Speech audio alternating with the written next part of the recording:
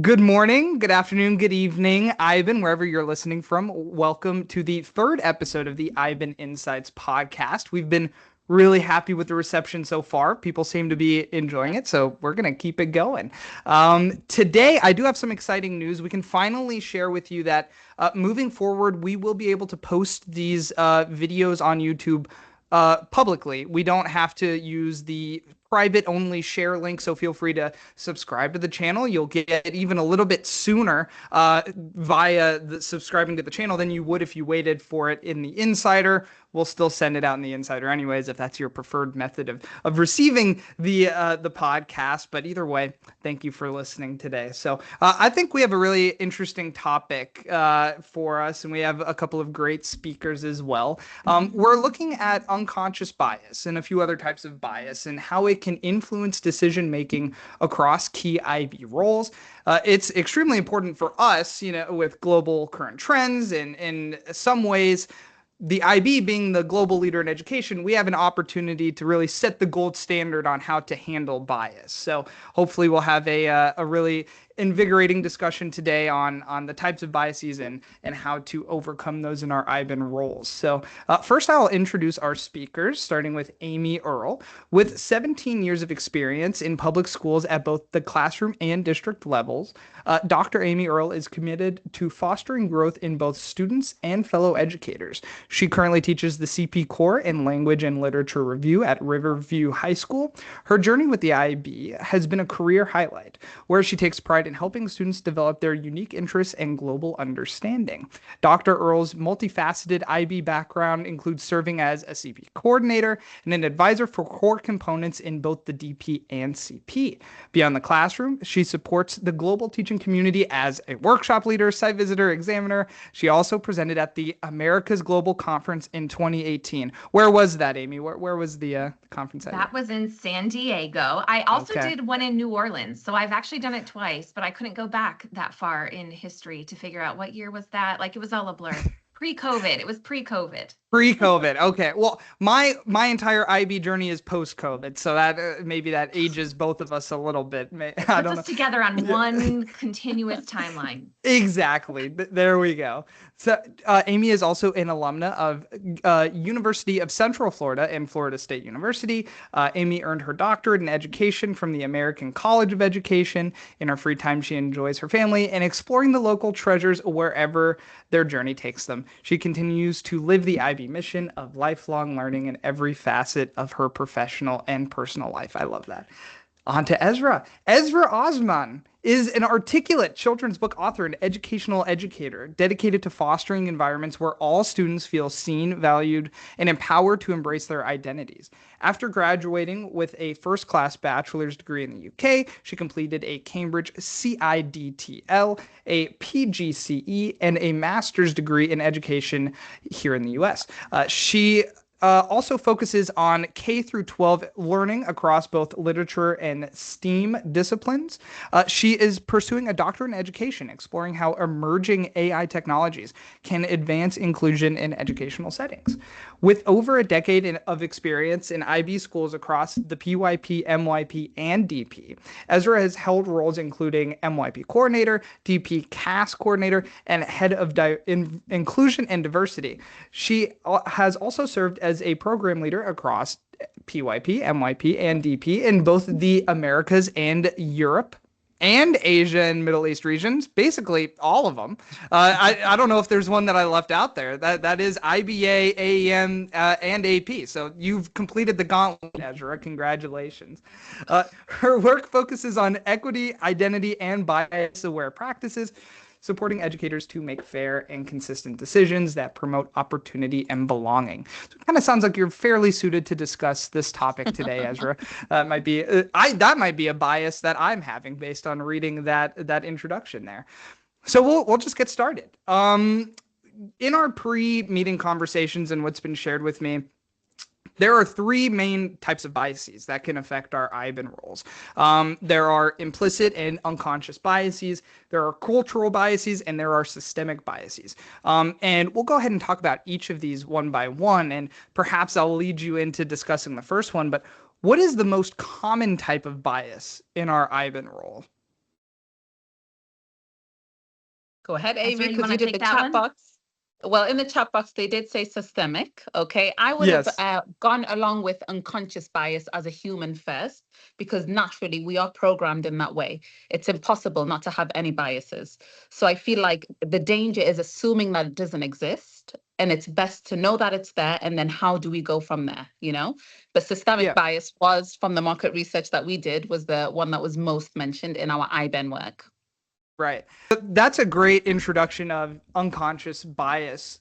Could you maybe explain what a few examples of that might be in both our IBAN roles and just kind of in our lives separately?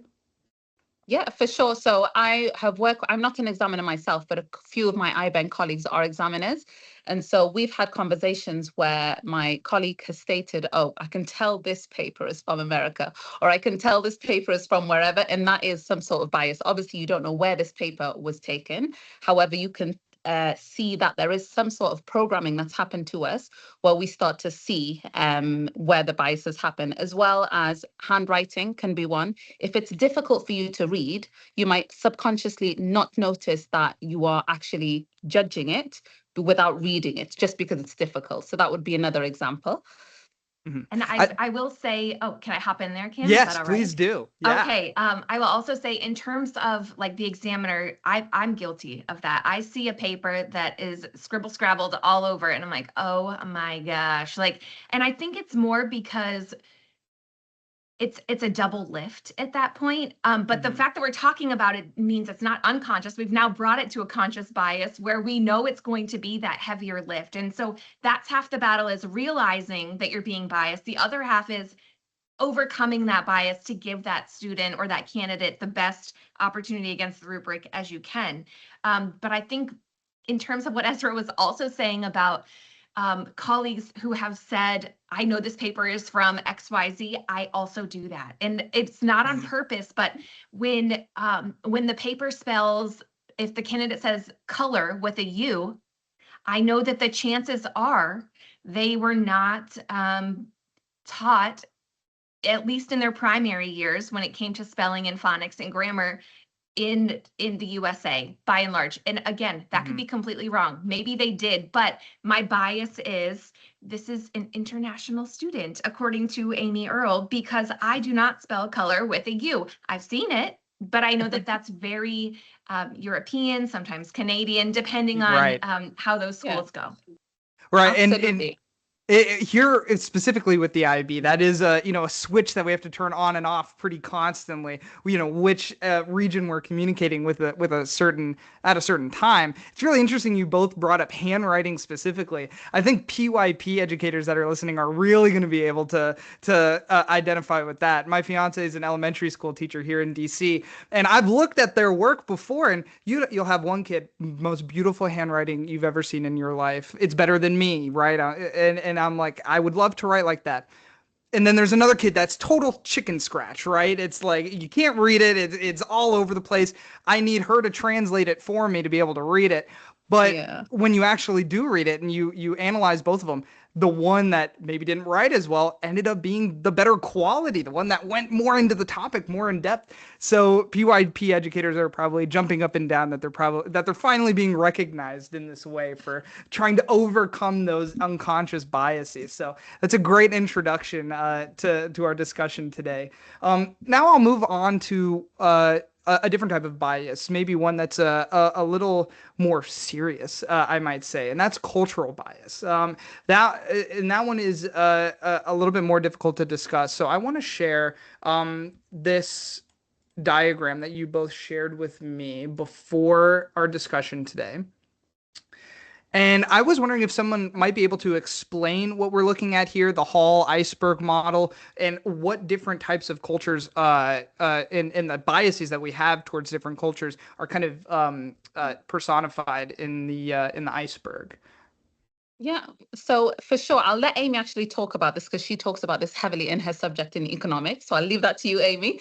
However, how this even came about is because we were discussing, Amy and I, when you see certain images, obviously I'm here from Saudi Arabia.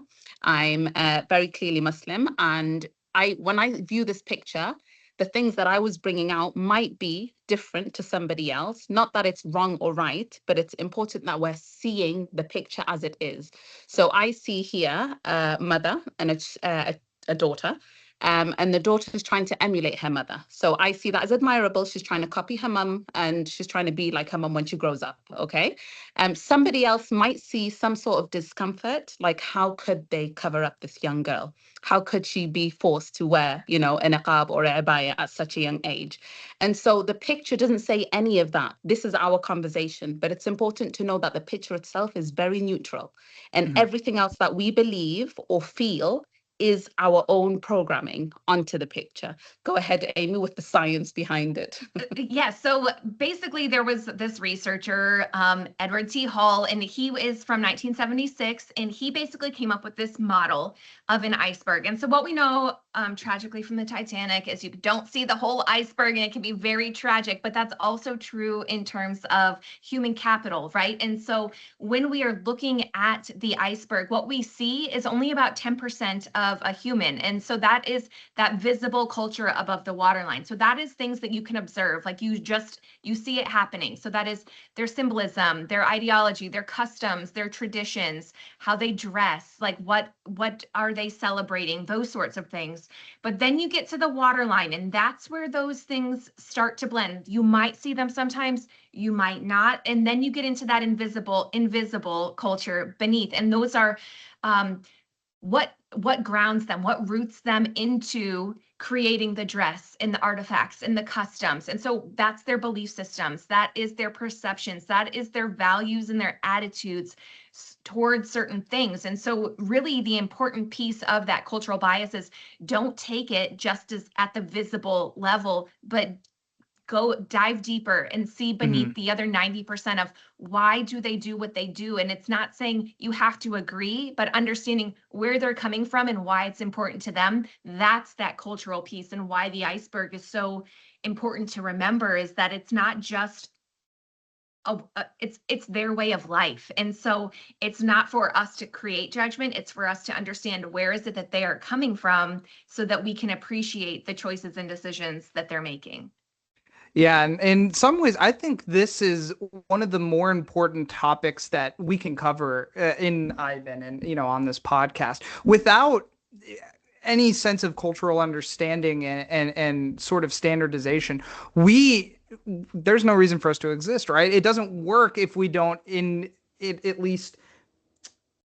Well, I think it could also become about the collusion. When cultures collide, it's underneath. It's the invisible culture where cultures collide. It's not typically, I don't like your outfit today, right? Exactly. It's the other pieces. Exactly. And I think the point that I'm trying to make here is that with IBEN and specifically the IB, right? We are a global organization. We traffic in international pedagogy, right? That is what we do at the end of the day. And to be able to put all of these cultural elements aside is the most important element, right? Without the ability to do that, what we're trying to accomplish both in our IBEN roles and the IB in general, it just doesn't really work, right? That's basically the point of having, our own schools, our own school districts, our own country-centric education. That is where, culture is very prevalent. But by adopting the IB in certain ways and having the IBEN community as sort of that standardization, is what allows us to operate just as an organization in general. So we'll go ahead and move on to the next type of bias as well, and that is systemic bias. And what that means with the IB. And of course, as an employee of the IB, in some ways I am the system, right? And speaking in an IBEN context, we also operate under systems and a set of rules. So I'm wondering if someone might be able to explain that for me as well. Sure. So the systemic bias is really about what systems exist and understanding other people's systems and how your system might not be the system where they work. Because yes, the IB is a system. However, those systems look very different in terms of other places. For example, in Florida, we have public school districts. And so those systems create their own rules, with the bigger umbrella being the state, the largest umbrella being the country. Well, actually, Sav, cut this. Like, we cannot say that there's no DOE anymore, but like there is no DOE. Yeah, Oh. exactly. Yeah, definitely cut that there, Sav. Yeah. Cut that, Sav. It's But gone. yes, so we operate under state requirements as well. And so it's not just the IB requirements, but also different levels of requirements that also have mandates and expectations. And so I think sometimes when we're talking about systemic bias, those can look differently. And that I've learned that as an IBEN going to visits based on like funding, who is paying for the examinations, because some schools, their payment method is very different than the payment method that I am used to, and that's okay. It's just I have to put aside, I hate that the kids have to pay for that themselves, right? That's just, it's not about me. It's about that's their reality and that's the system, and I'm not here to change that. I'm here to understand that, and then perhaps maybe work through things that we can change, knowing that we can't change entire systems. Mm-hmm. Do you have anything on that as well, Esra? Yeah, I would suggest, like, I've had an example where I've worked with a program leader who came from abroad. I'll just put it as abroad. And she had a school to visit with me here in Jeddah. And this specific school was an all-boys school that was very close to its values. And they were missing one component when we did the evaluation visit, which was part of the arts. The arts in the PYP, as you know, are threefold, and music is one of them. So because I'm from this culture and I understand this culture, without really needing to ask, I could see clearly that music wasn't specifically a topic that they were going to touch. And this lady, bless her heart, love her.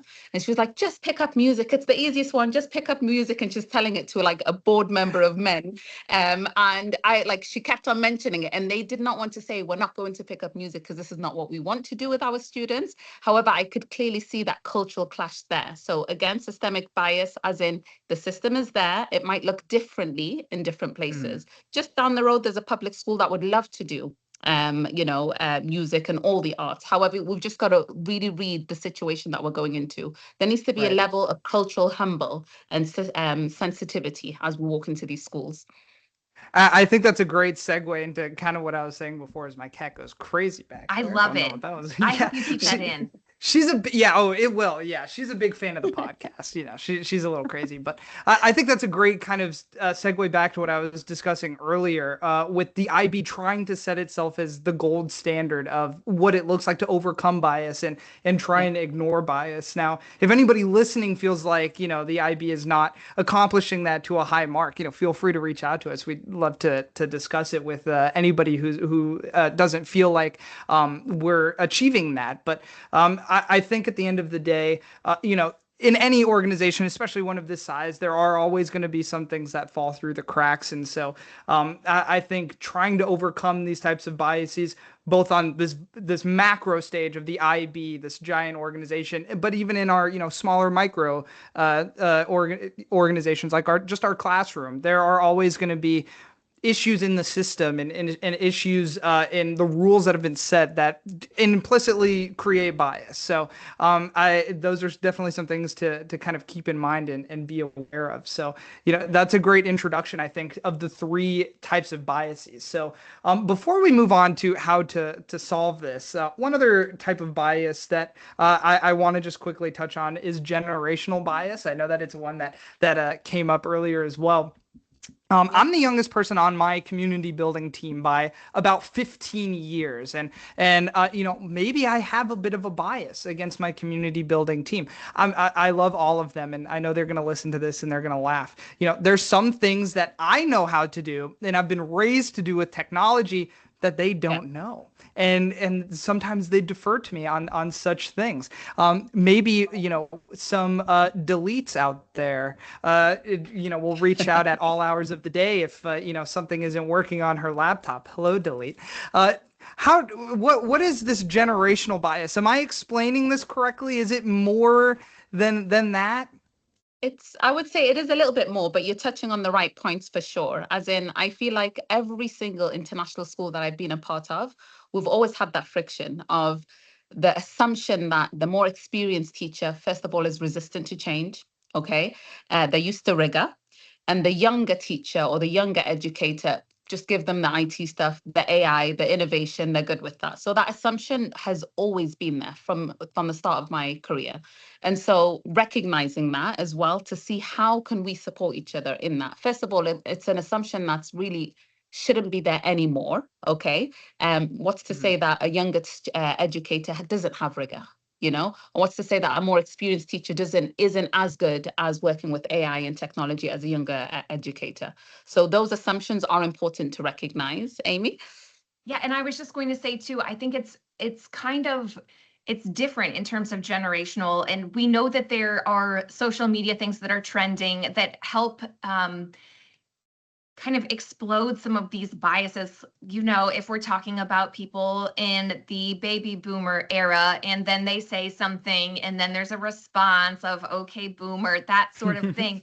But really it's about experience. And I think that's where the bias comes, and where it's not fair is just because you were born in that time doesn't mean you had the same experience as everyone else who was also born in that time. And so there are some common threads, right? Of course, all globally, they are post-World War II children, right? They are, there are some threads that go through that, or Cold War kids or things like that. But realistically, we've got now COVID kids.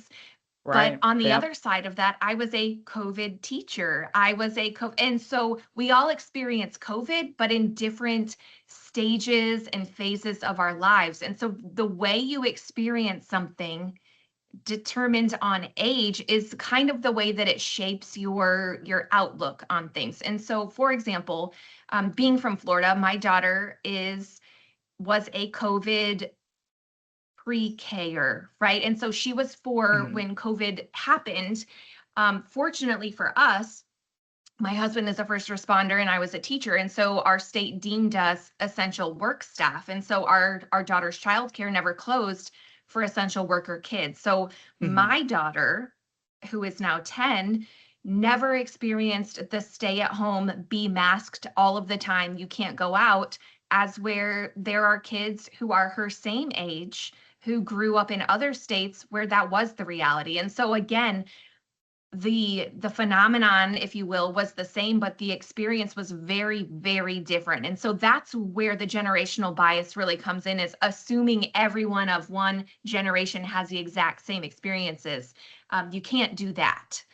Yeah, I think COVID is a great kind of benchmarker, right? Because my grandma, who's 88 or 90, somewhere in the upper 80s this year, she before COVID couldn't operate a flip phone, and now today she can do a Zoom meeting and set it up and send it out to clients that she has and stuff like that.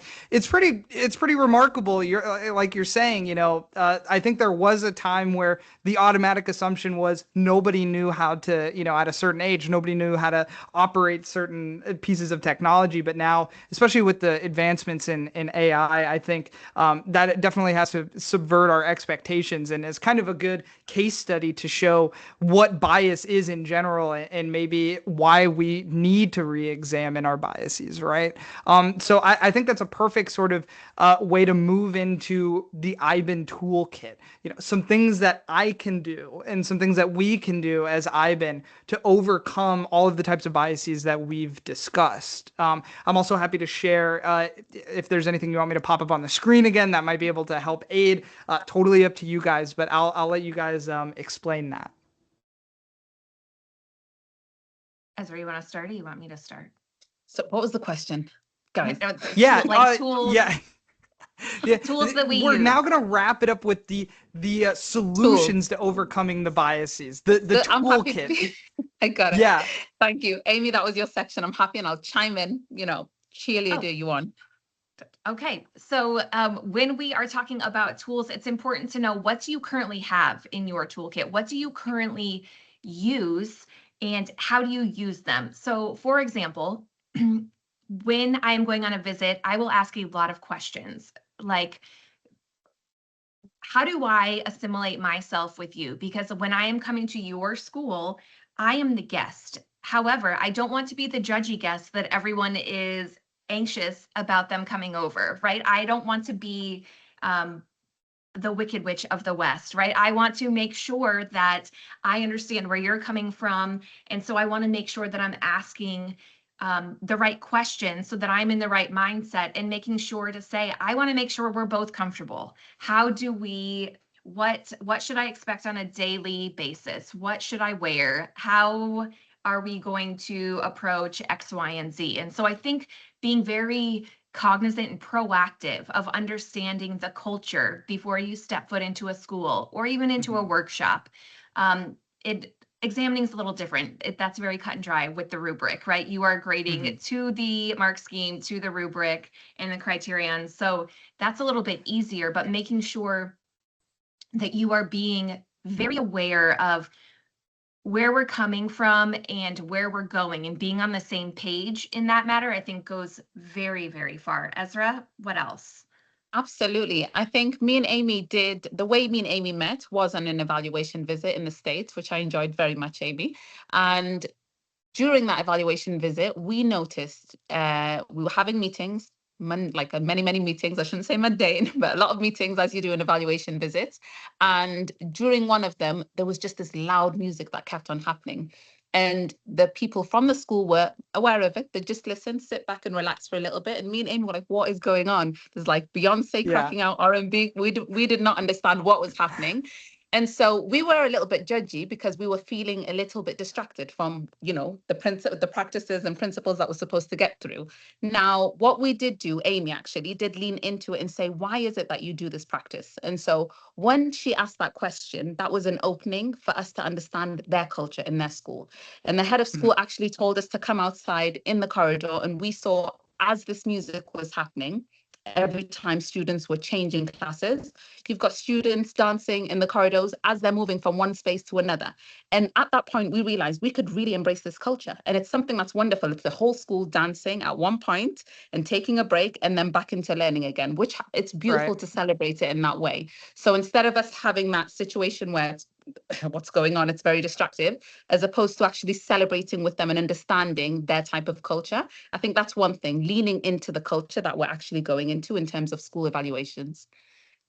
You kind of stole my last question out of my mouth before I said it, which was, I was going to ask if there was ever an example of a bias that either of you have faced in your IBEN role, and how you overcame it. So you kind of just did that. I think that's a great example.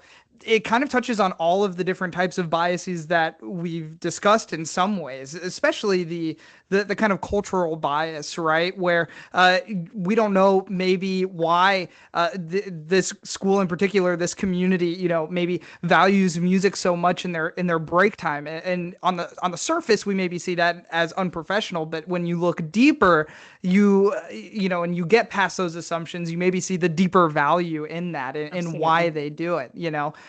So I think that's a great example. I don't want to detract, though, if there's any other examples that you both have, or any other last parting stories. Okay, so this is loosely related, but I think it's very relevant. And so yesterday, we are on summer break here in the States. And so yesterday I was home with my daughter, and we wanted to watch a movie. And so I was watching, it is called Swapped.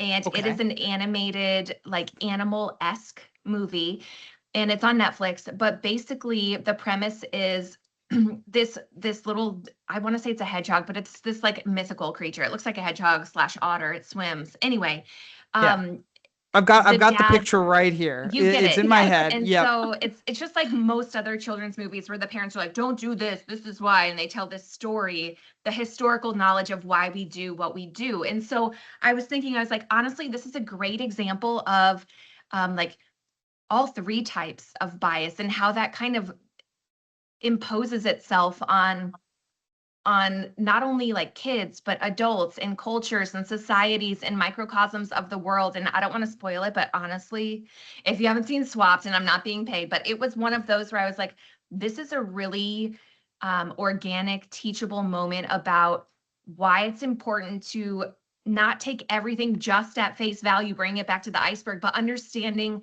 the why. And sometimes you want to push back and sometimes you don't.